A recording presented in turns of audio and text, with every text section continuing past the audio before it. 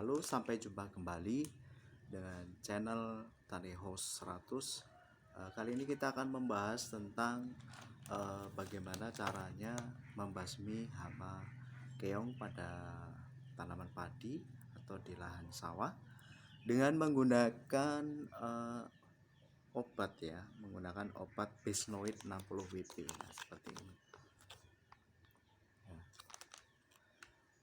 Ini berbahan aktif ventin asetat 60%. Nah, kenapa ini disebut bisnoid 60 WP? Karena di sini ventin asetat 60% jumlahnya. Nah, ini sangat efektif ya, digunakan untuk membasmi hama keong. Nah, dengan takaran yang paling maksimal itu 1 hektarnya itu 4 ya, jadi 4 seperti ini, kemudian ini,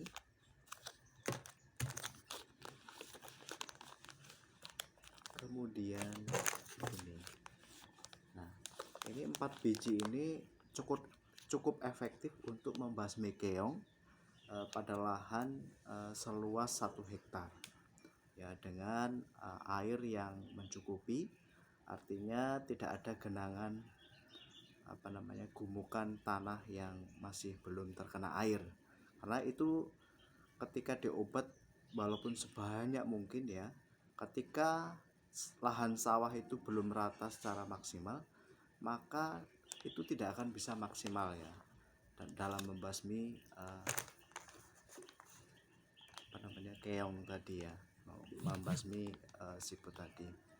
Itu dikarenakan keong tadi tidak terkena obat ini karena dia masuk ke dalam lahan yang masih gumukan ya, artinya tanah itu belum rata banget.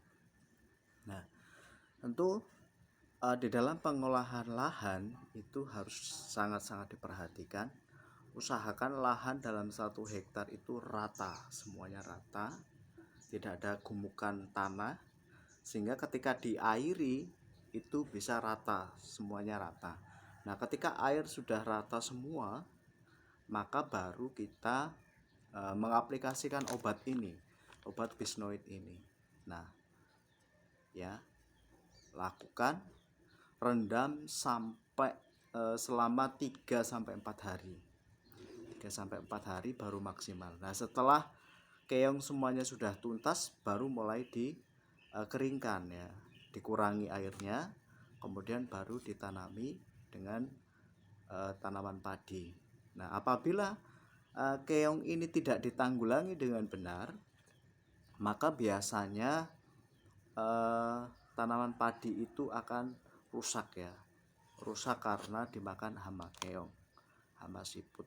Kita harus menyulamnya kembali supaya rata kembali, dan itu sangat membutuhkan tenaga ya, membutuhkan waktu. Jadi kalau dihitung-hitung seorang petani itu ya, ini sangat efektif ya, sangat ekonomis.